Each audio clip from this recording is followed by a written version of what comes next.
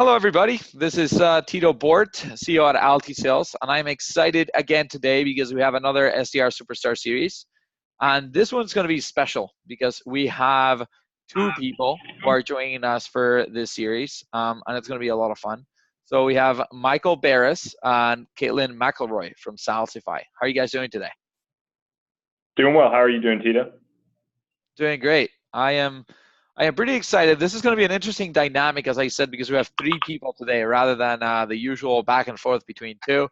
So I might ask and direct questions to just one of you and try to learn a little bit more about what your company does, how you guys are organized. But the most important part of the meat of this talk is, what is your secret sauce? What are you guys doing? For context for everybody, these guys work at Salsify. They're based in Boston. They're two of the top performers of the company, and it's a company with 30 SDRs, so definitely differentiating themselves from the pack.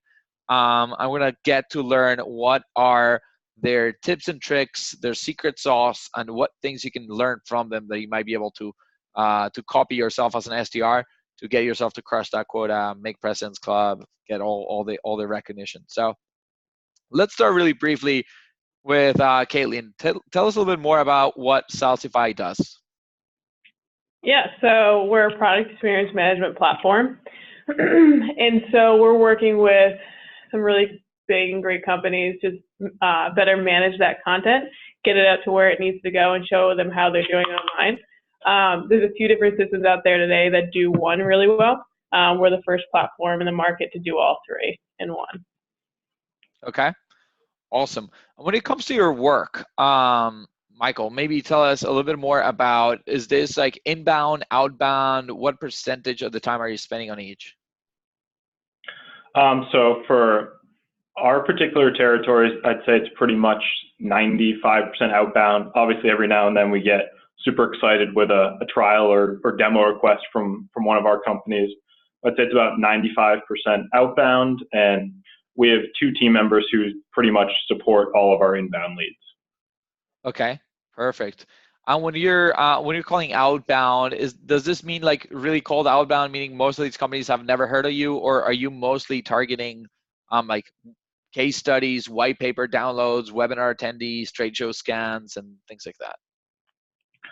I'd say for me personally, most of it's pretty much strictly cold outreach. I think we have a lot of great customers and recognizable brands, so trying to leverage our customer base and similar brands to the companies we're reaching out to is kind of what I rely on heavily, rather than our marketing collateral or webinars and whatnot. But obviously we have webinars and do have companies attend, so following up on those is obviously a little bit easier, but the bulk of the volume is mostly outbound and cold outbound. Okay, fantastic. Kaitlyn, would you agree with that? Is that also how you work? Yeah, I would say so. Yeah. Okay. Kaitlyn, tell us a little bit more about how you guys get measured. So do you need to like super qualify the prospects that you're bringing in, or is it like on revenue generated, or just the meetings being held? What's your team looking at when they look at the SDR team? Yeah, so to qualify a meeting, there has to be a pain point, right? A problem or a challenge or a goal that they're looking to accomplish. It has to be manager level or above. And it has to be booked within 2 weeks of the day that you have that conversation. Did you say anything else? It has to. I think that those are mostly just.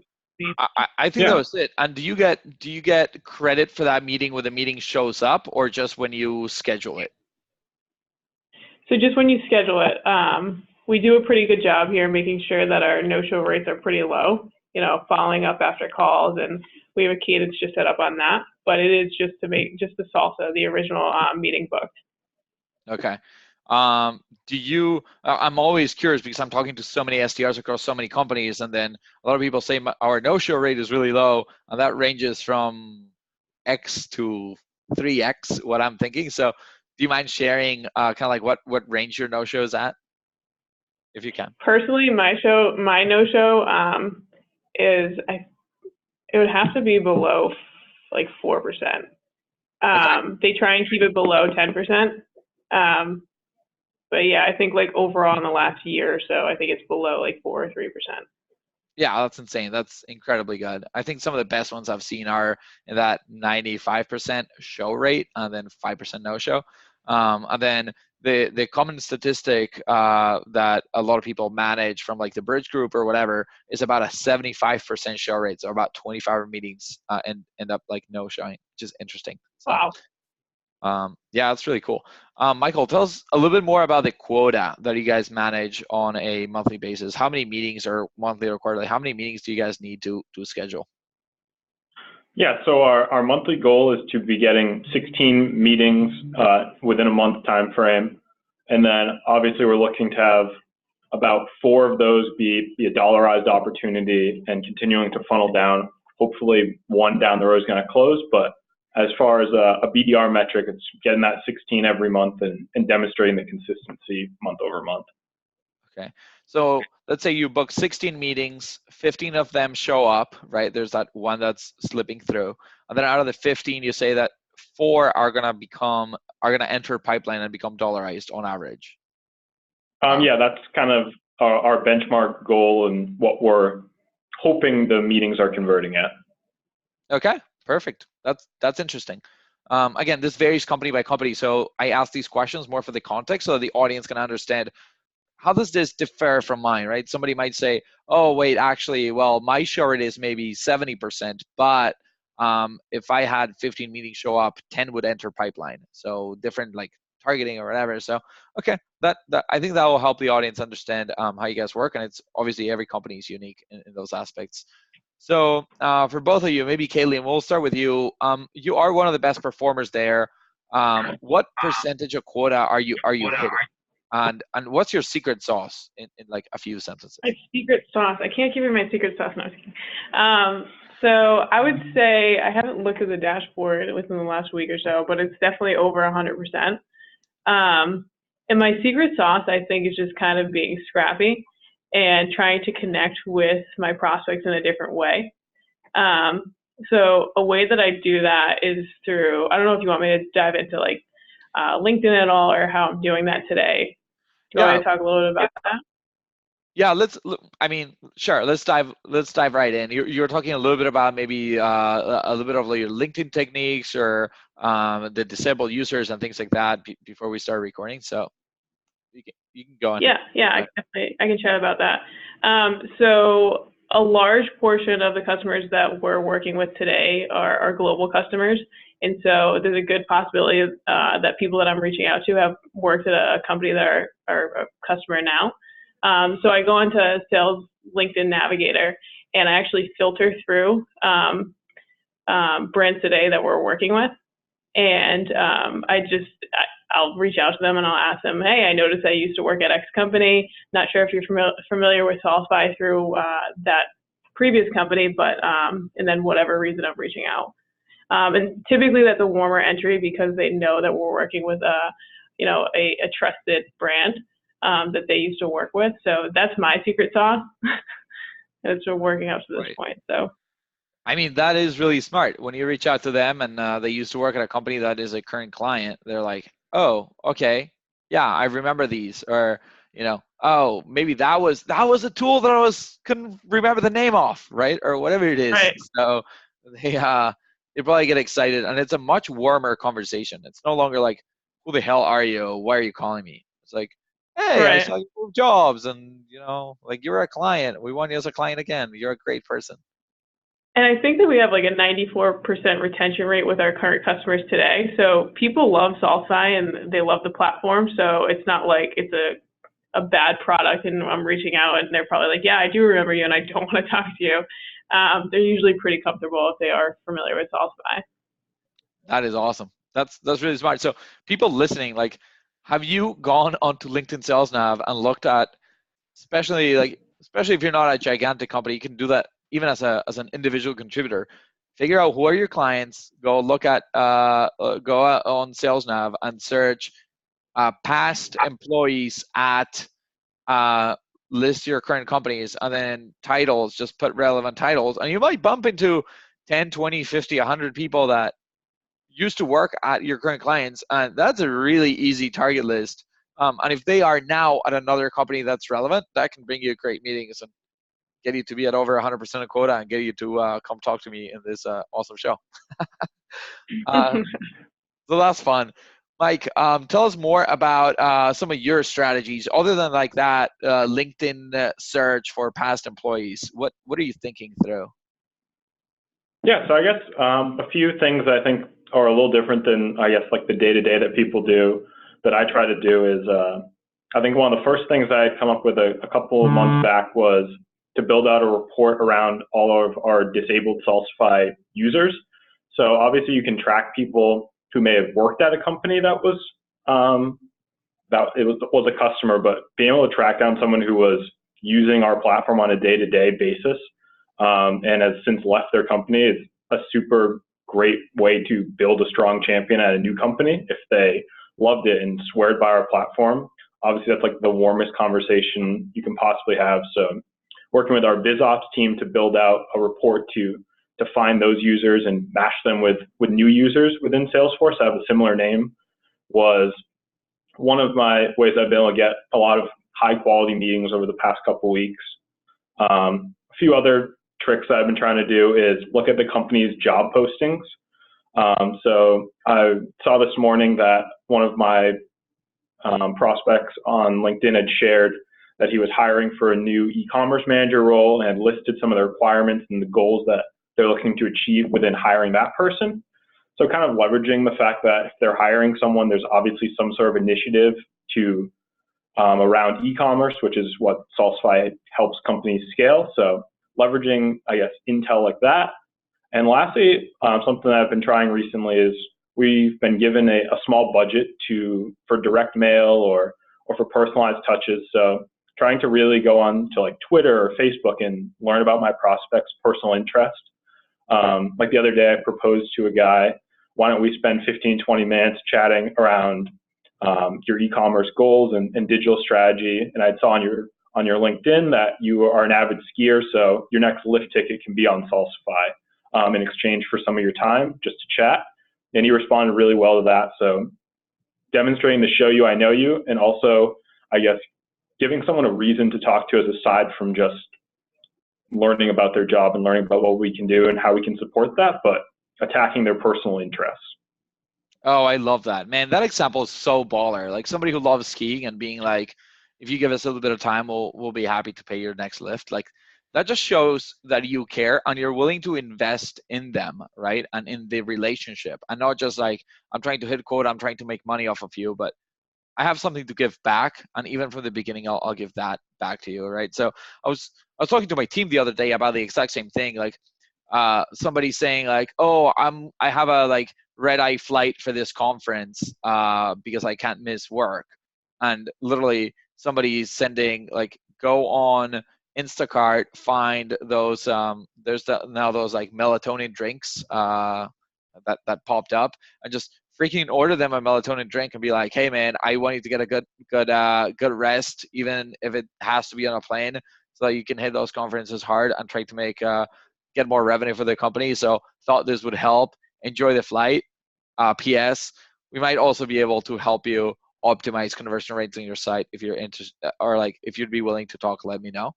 And boom, like that's like so empathetic and so nice and taking care of the prospect so well. I would definitely respond to that, right? So great job, man. Yeah, I absolutely. love.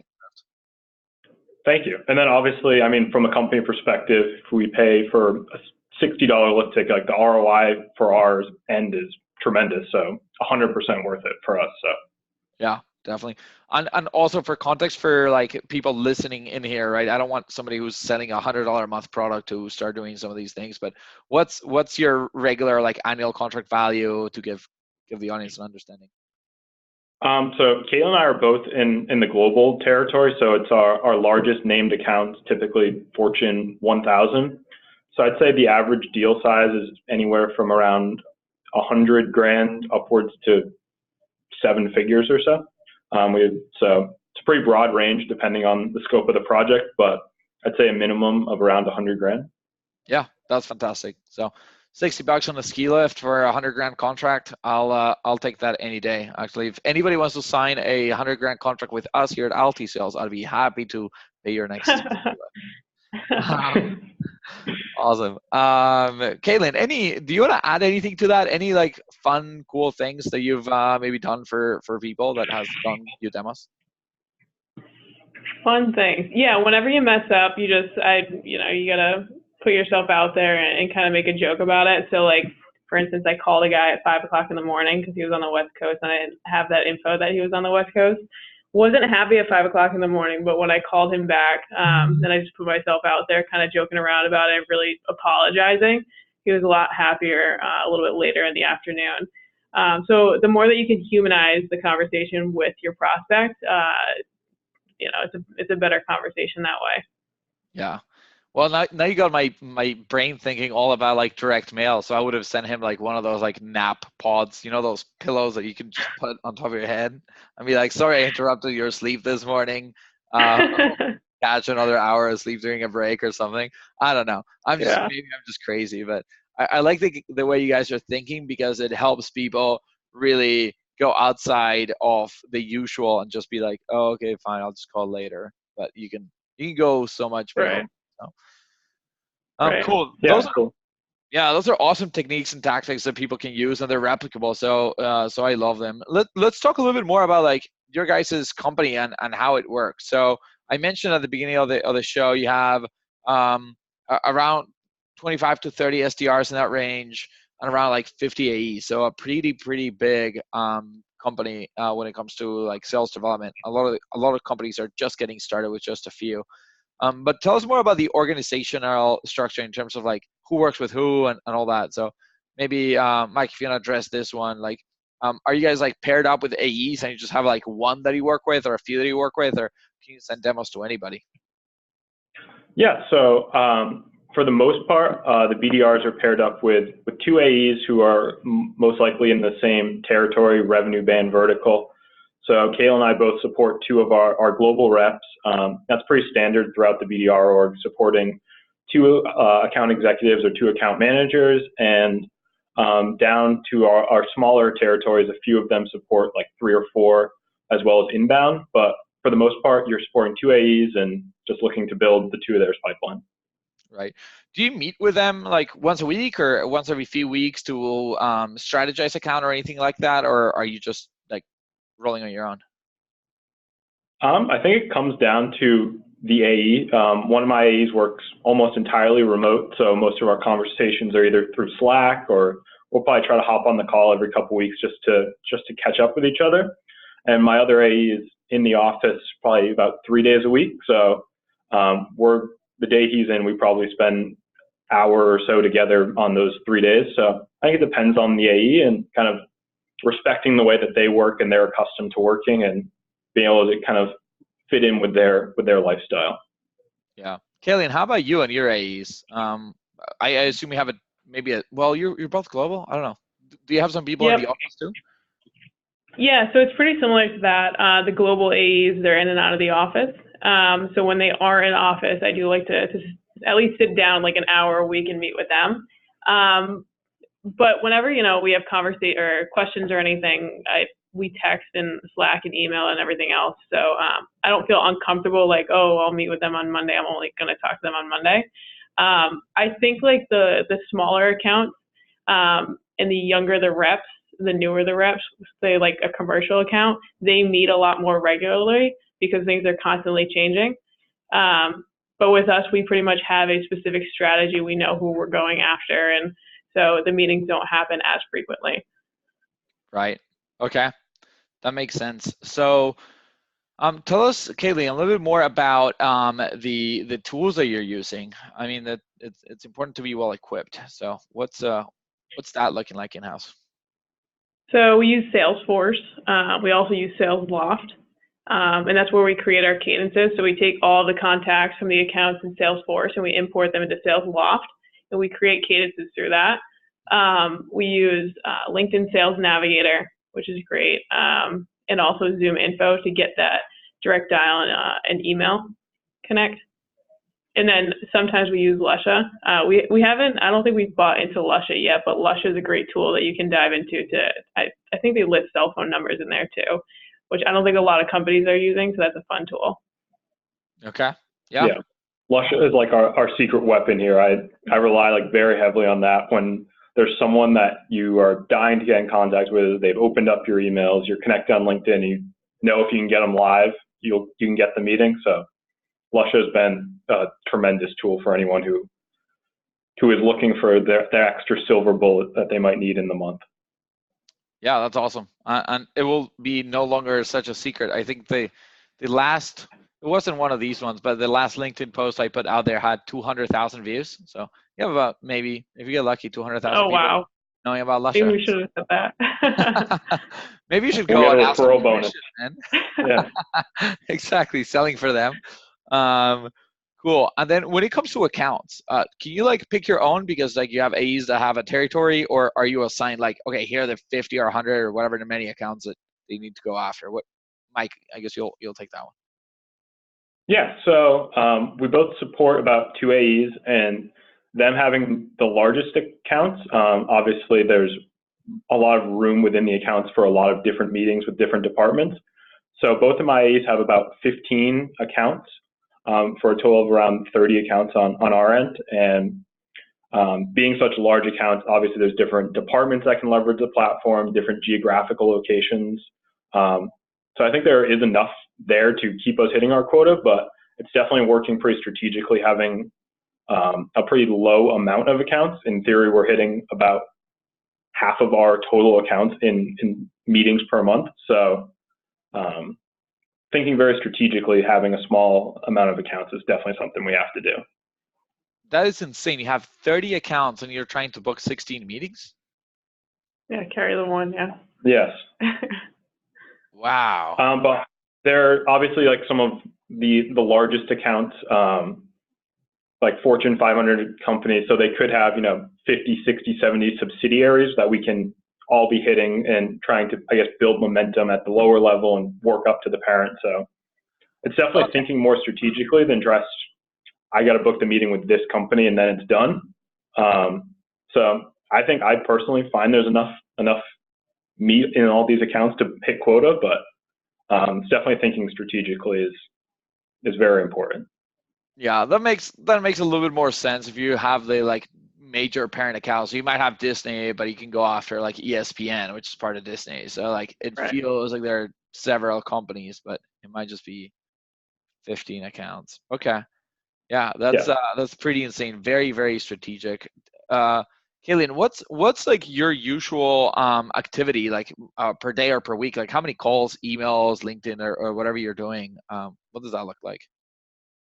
Yeah, so our metrics are 45-45, so 45 dials, 45 emails.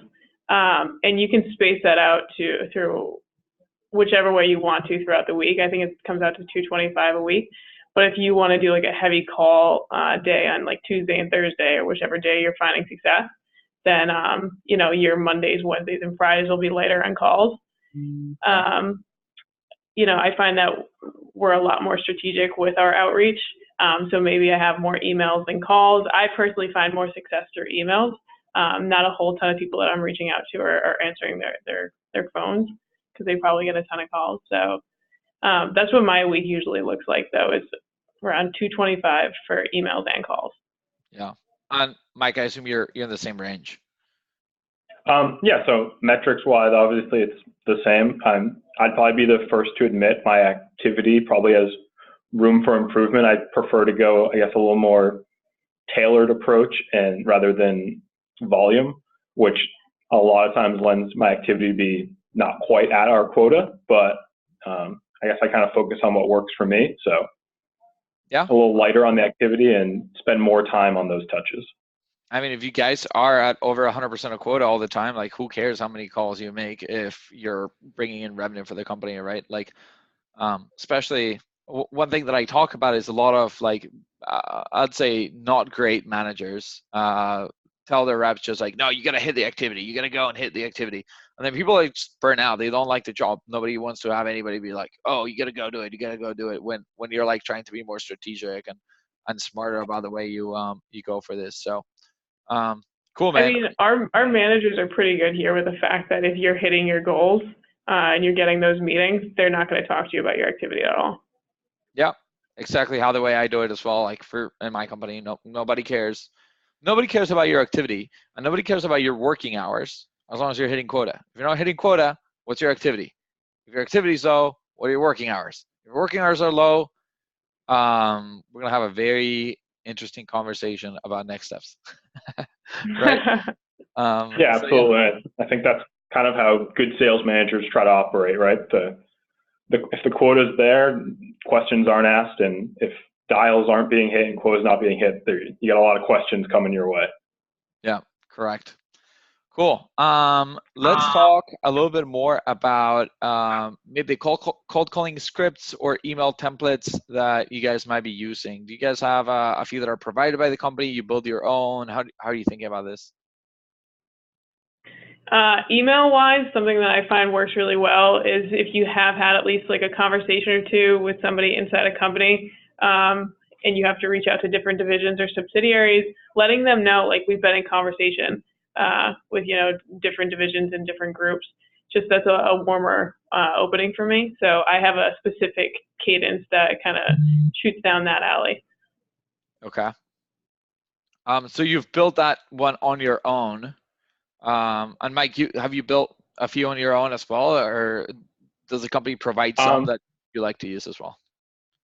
So the company provides a few very generic, like a hard lines cadence, CPG cadences, soft lines, and I tend not to really use those. I like to write a cadence for each company I'm going after, each subsidiary I'm going after, and one provide relevant customers that we might have that are hopefully a competitor to them, and then hopefully try to incorporate whether it's something I read in like a 10K or an article around some of their strategic initiatives going into the year. So I try to write a unique cadence for each company I'm going after and each kind of persona within the company. Okay. That's really cool.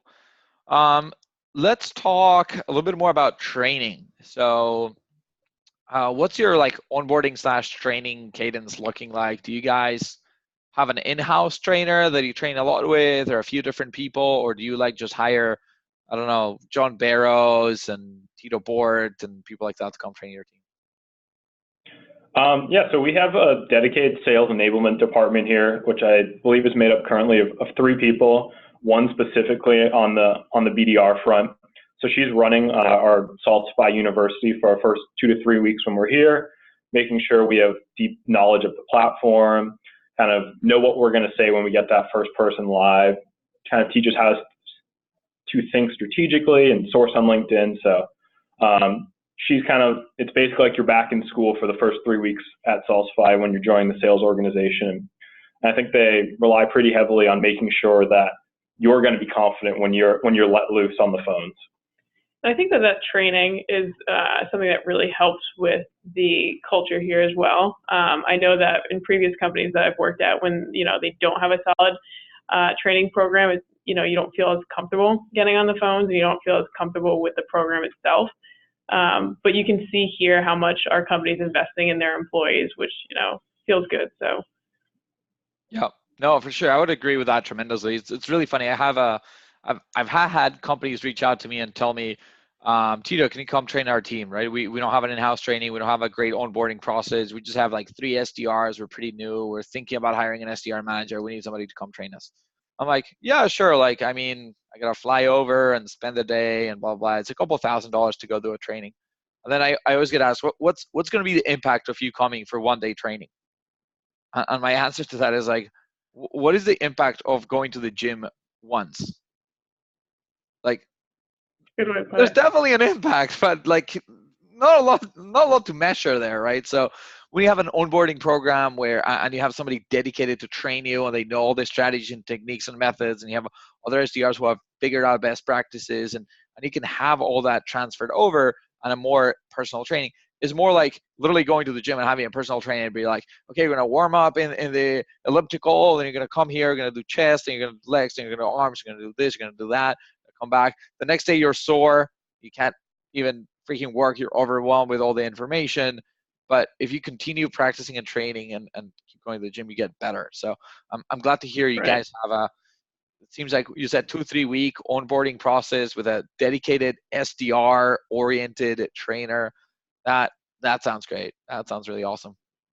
Yeah, and then as you mentioned, kind of continuing that training, I think something that our senior manager has designed is our, like I had mentioned to you, I think previously, our 5-step program, which incorporates a lot more learning and development of skills you're going to need down the road as you continue to progress through the program. So in each tier you're progressing through, there's some more classes you're going to take, and you're going to give demonstrations on the platform, and ultimately continue to prove to everyone around you that you are growing as a salesperson. So I think our manager puts a lot of emphasis on that growth, and not just having one onboarding period of learning, but continual learning as you progress through the BDR program.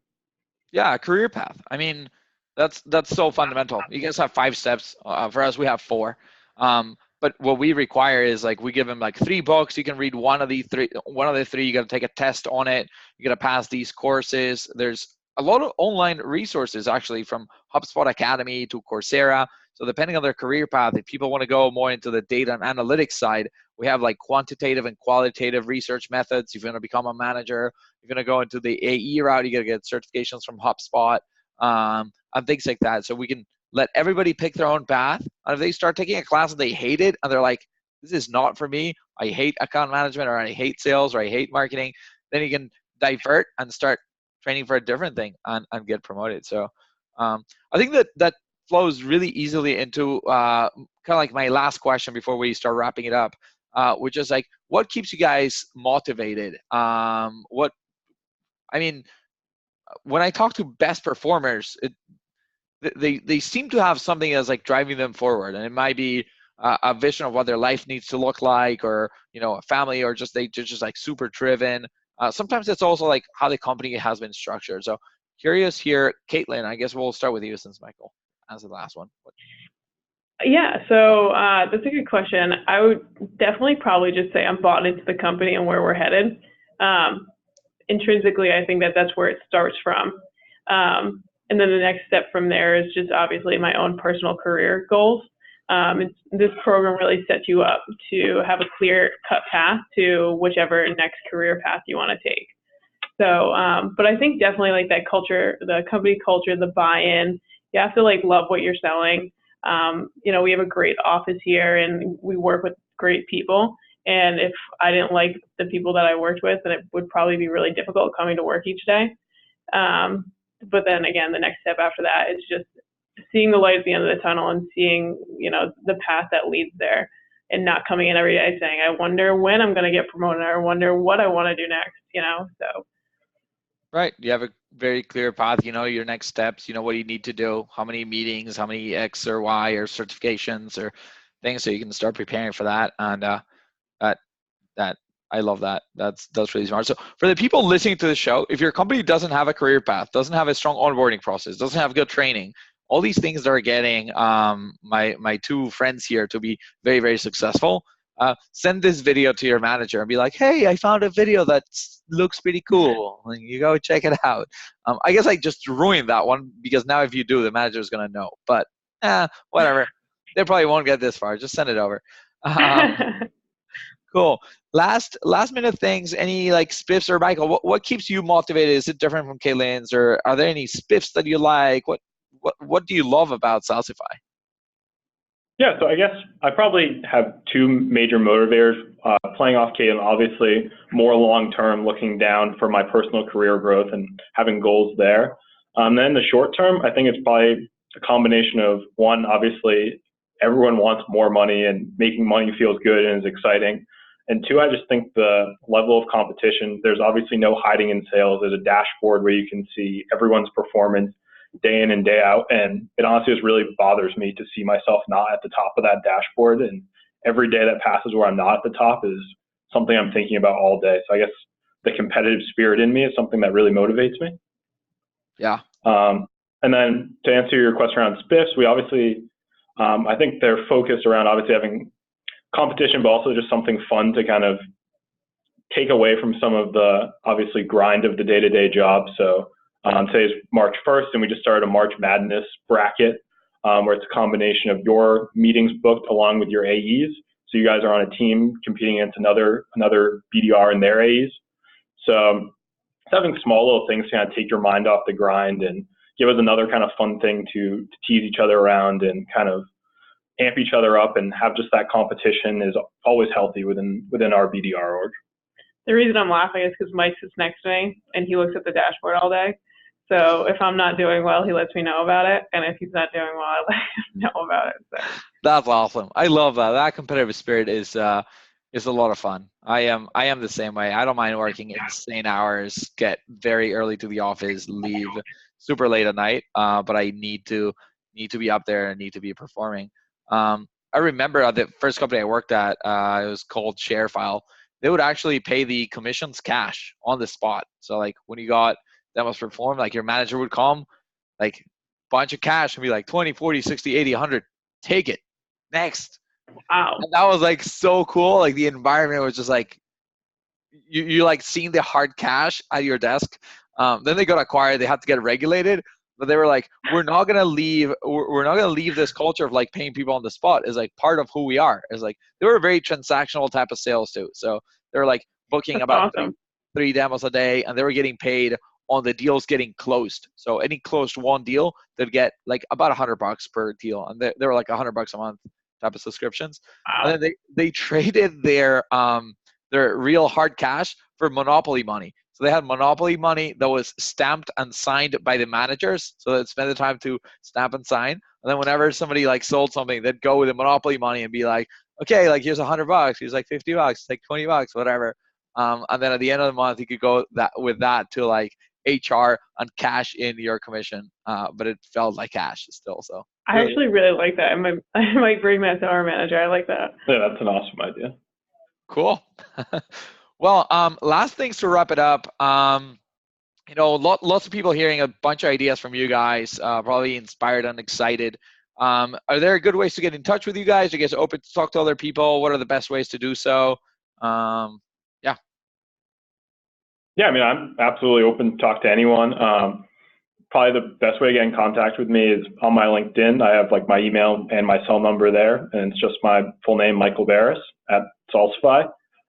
So yeah, I'd be open to connect with anyone and have a conversation around the role and kind of learn more about what they're doing that might be helpful for them as well. This would be a really great opportunity to get a lot more followers on Instagram, but I'll keep it professional. We can follow me on LinkedIn or email me at kmcelroy@salsify.com. Okay, cool. And what is your Instagram? I'm No gonna way. I'm gonna have to find you. If you're looking for followers, you're helping me out. I need followers, yeah. I will. Imagine tomorrow like, I get like 22,000 more followers. I'm gonna be like #follow Kaitlyn, like my peeps. Why not? Oh, that's funny. Anyway, cool, good stuff. Everybody, if you want to connect with me or follow me, we do a lot of these shows. It's a lot of fun. I have a few others. I do cold calling training, and all these go on YouTube at the end, so you can subscribe on YouTube. You can follow me on LinkedIn. You can connect with me on LinkedIn. So I have cold calling training. If you have no idea how to cold call and you're trying to get better, come meet with me. I'll teach you for half an hour to an hour. We'll record it. We'll post it online, and you leave with all the learnings. Then you can rewatch your training whenever you want. I do SDR SuperStar series where I get people like these two amazing folks to come and tell us about their experiences. And I started a new series as well called Tito Teaches Sales, where I'm teaching people how to run discovery calls, how to qualify, how to negotiate. We're going to run through the whole process of how to be an amazing salesperson. So appreciate anybody who follows the content. If you really enjoy this, tag people, share, post it on Instagram, go follow Kaitlyn as well. And appreciate you guys spending the time. Yeah, we'll be back soon. Thanks, everybody. Awesome. Thank you.